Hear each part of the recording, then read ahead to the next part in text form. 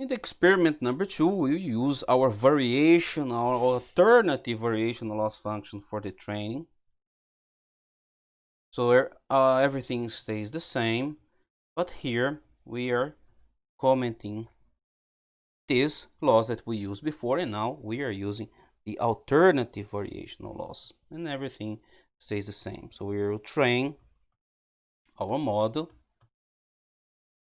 and then here is the encoder and decoder filter coefficients. Here again, we will be able to listen to the results. So we will observe also that the standard deviation is less close to 1 because this loss punished the lower noise values less.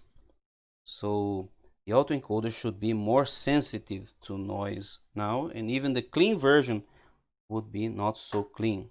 So this is also, we are testing with the training set. So it's the same audio files that were used to train the model. And we'll listen. Who have a stamp. So this is the clean encoded signal for batch 0, and we already notice more noise there. And now is the noisy encoded signal.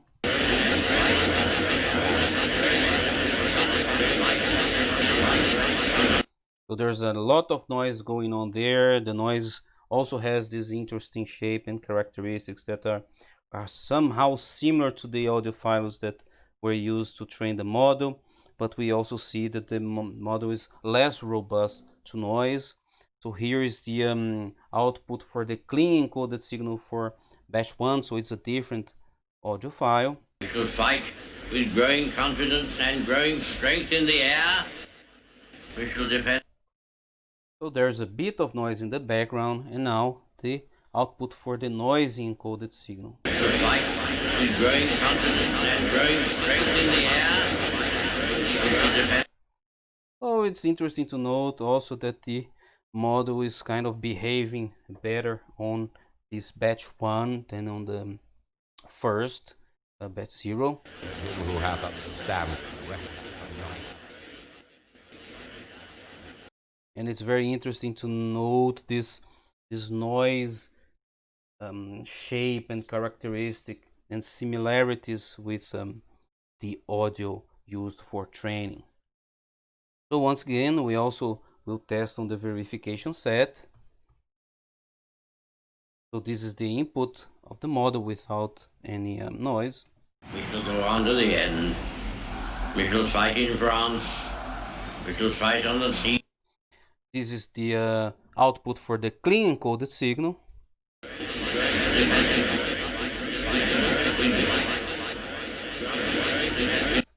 Very interesting output.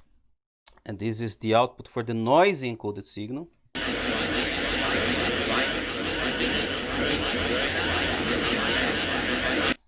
And this is the output when we only use noise as encoded signal.